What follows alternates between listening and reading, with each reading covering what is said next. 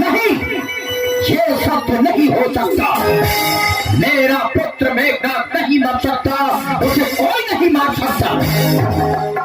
हाँ, तो उत्सव का दिन है, विजय उत्सव का, मेरे पुत्र मेघनाद के विजय उत्सव का। तुम देखना कि वो सबसे पहले युद्ध भूमि से मेरे पास आएगा और मेरा चरण छूकर कहेगा, पिताश्री, मैंने उन दोनों प्रवासी भाइयों का अंत कर दिया है, अयोध्या के लिए आप हमारा राज्याभिषेक कीजिए। देखते क्या हो, जाओ और पूरे नगर में उत्सव की घोषणा करवा दो। जाओ, मेरी आज्ञा का पालन हो। मेरी आज्ञा का पालन हो। शारदा, तुम जाओ और पूरे नगर में मुनादी फिरवा दो, मेरे पुत्र मेघनाद के राज्याभिषेक की घोषणा करवा दो। जाओ, मेरी आज्ञा का पालन हो। तुम सुनते नहीं, तुम विश्वासघाती हो।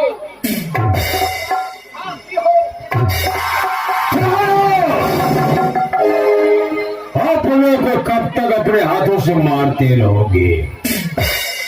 नारद सिंह, आप सुन रहे हैं ये क्या कह रहा है? ये कहता है मेरा पुत्र मेघनाद मार गया है, परंतु मैं इस बात का विश्वास कैसे कर लूं कि मेरा पुत्र मारा गया है? मृत्यु तो मेरी दासी है, और मेरे पुत्र को कैसे मार सकती है?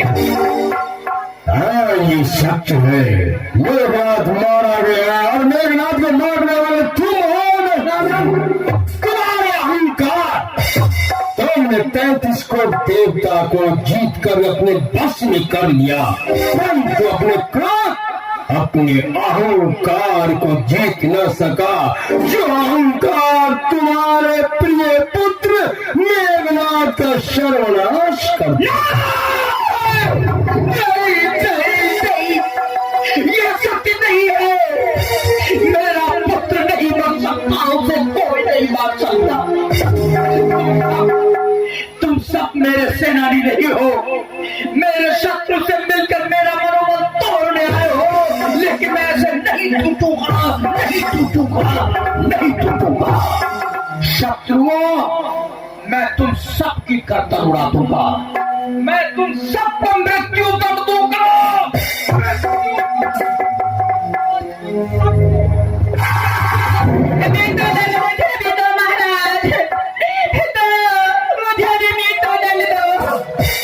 आज यदि लंका में घर घर और कोने कोने में मृत्यु का तांडव हो रहा है, तो मैं क्यों मृत्यु दंड से वंचित? क्यों महाराज? महारानी मंदोदरी, मत कहो मुझे रानी, मत पुकारो मंदोदरी। अरे मैं एक माँ हूँ, केवल एक अभागन माँ, जिनके बगिया के फूल गौसी बगिया के माली ने अपने हाथों से लौट डाला। महाराज, महारानी मंदोदरी, ये कैसा प्रलाप कर रही हो? तुम पागल हो गई हो? पागल हम नहीं, पागल तो आप है लंकापति, जो अपने वासना के ज्वाला में एक एक की आहुति चढ़ा रहे हैं। आप अपने ही हाथों से अपने पुत्र की बलि चढ़ा देने वाले क्रूर पिता है आप। आज मेरे कोख के अनमोल रत्न, सबसे पराक्रमी पुत्र मेघनाद को अपने वासना के ज्वाला में झोंक दिया। आज महाराजा रावण के अहंकार के बेटी पर उनके अंतिम पुत्र की बलि चढ़ गया। आज लंका के राजवंश के अंतिम कुंडी भी बुझ गया। महाराज, आप उत्सव मनाने के लिए सोच रहे हैं ना? आज ही तो उत्सव मनाने का दिन है, यमराज के उत्सव का, मृत्यु का उत्सव का। पर जाओ ने जिन माता की गोद सुनी हो गई, जिन स्त्रियों की सुहाग लुट गई, आप अपने सभी पुत्रों के रत्न उस अभागन माँ और उस विधवा नारी में बांट दीजिए महाराज, ताकि वो आपकी जय जयकार किया करेगी, जय जयकार किया करेगी। महाराज, महारानी मंदोदरी, ये कैसा प्रलाप कर रही हो? कौन मेघनाथ मारा गया है? कौन कहता है? महाराज, आकाश में बिजली की तरह कड़कता और मेघमंडल की तरह गरजता शत्रु उधर से गूंज गूंज कर आवाज लंका के दीवारों से टकराता हुआ जयलाल बार बार यही कह रहा है कि मेरा मेघनाथ अभी इस धरती पर नहीं रहा। अब वो मुझे माता माता पुकारता मेरे माता के आंचल के छाया में कभी नहीं आएगा, कभी। महारानी,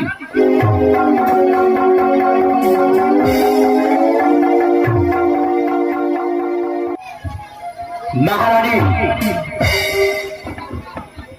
आज युद्ध का निर्णय हो गया होता। यदि संध्या काल युद्ध विराम की घोषणा न हुई होती तो दोनों वनवासी भाइयों का मेरे हाथों अंत हो ही गया था।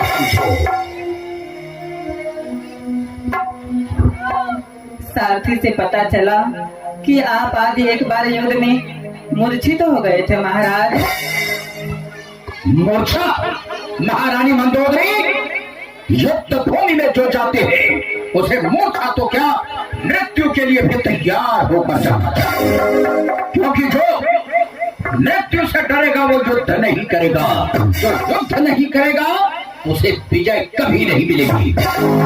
इसलिए जिसे विजय की कामना हो वो जीवन और मृत्यु दोनों को खेल की भांति खेलने को तैयार होकर युद्ध भूमि में जाए, क्योंकि दो योद्धा जब आपस में लड़ते हैं तो विजय किसी एक की ही होती है। आपने कहा युद्ध में केवल विजय एक ही के होते हैं, परंतु ऐसा भी हो सकता है कि दोनों में से किसी पराजय न हुआ तब तो दोनों विजय कहलाएंगे। दोनों विजय कहलाएंगे अर्थात युद्ध को बीच में अधूरा छोड़कर? नहीं स्वामी, संधि करके। महारानी मंदोदरी, तुम बार बार एक ही रट दोहराती हो। जब भी मैं तुम्हारे पास आता हूँ बस एक ही बात दोहराती हो, लेकिन मैं अपना कदम पीछे नहीं हटा सकता। अपनी वीरता के साथ अपने आन पर जीना और मरना दोनों ही रावण को आता है। वीर पुरुष जब एक बार आगे को कदम बढ़ा दे फिर उसे वापस खींचने में भी अपयश मिलता है। और रावण अपनी आन के साथ जिएगा और अपनी आन पर मिट जाएगा। शत्रु के सामने कभी संधि की बात नहीं करेगा।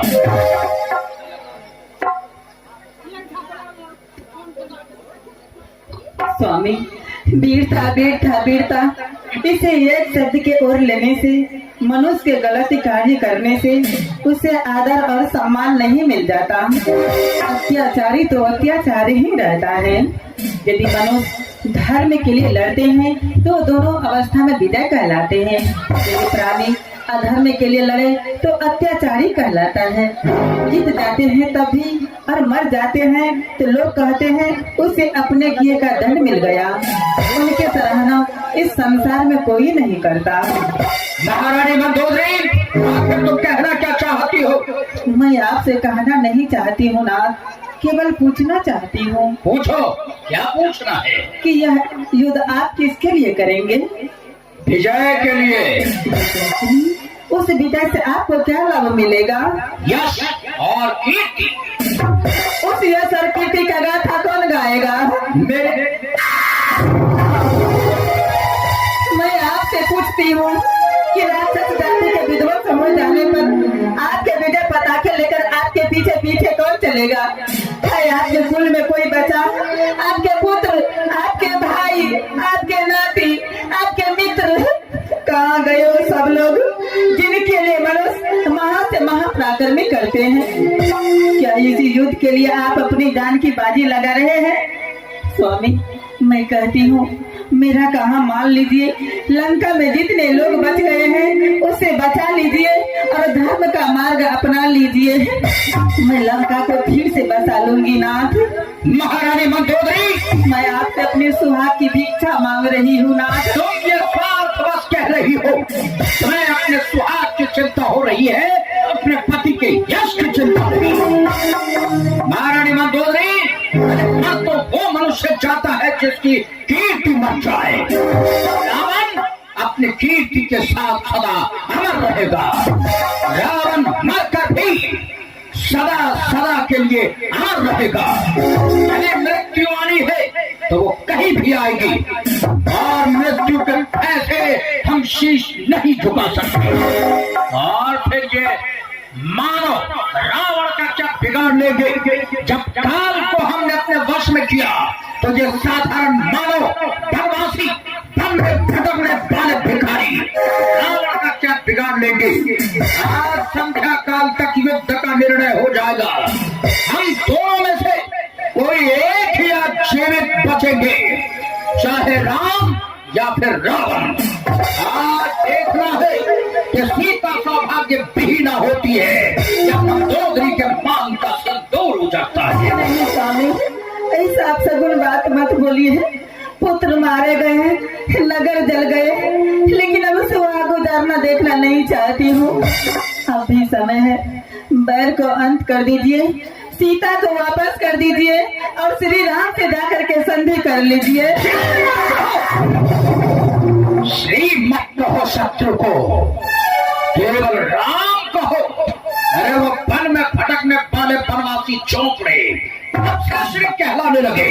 महारानी मंदोदरी वीर पुरुष नारी की बात में आकर अपने वीरता को दाग नहीं लगाता। हम तेरी बात में पड़कर आज यदि राम से संधि कर भी ले तो ये संसार रावण को वीर नहीं बल्कि कायर कहेंगे। और मेरे सारे पुत्र नाती, मेरे भाई और भाइयों के पुत्रों ने युद्ध भूमि में अपना प्राण बलिदान किया है। वो मुझसे पूछेंगे कि महाराज अंत में सीता को वापस ही करना था, राम से संधि ही करनी थी, तो हम लोगों को अकारण ही मृत्यु के मुंह में क्यों पहुंचाया? तो मैं क्या उत्तर दूंगा? महारानी मंदोदरी, मैं आन के साथ अपने शान पर मिटना स्वीकार करूंगा, लेकिन अपने आन को बेचकर शत्रु के चरणों में शीश झुकाना रावण को स्वीकार नहीं। इसलिए जाओ, ये समय तुम्हारे साथ वार्तालाप करने का नहीं है। शत्रु के ललकार का प्रतिकार करने का समय है और आज हमारा अंतिम युद्ध होगा। आज या तो राम जीवित बचेगा या फिर रावण। हम दोनों में से किसी एक की मृत्यु तय है।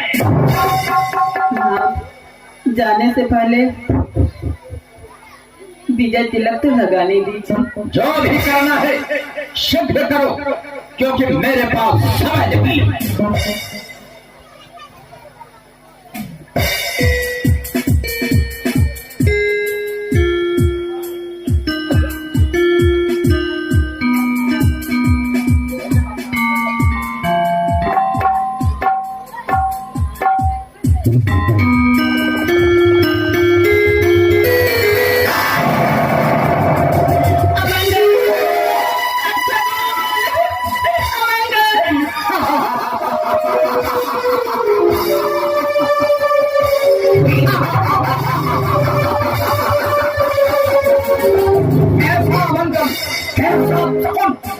मैं किसी अमंगल को नहीं मानता, किसी अपशकुन को नहीं मानता। कोई भी अमंगल आज मेरे मार्ग की रुकावट नहीं बन सकती। कोई भी अपशकुन मेरे रास्ते की रुकावट नहीं बन सकता।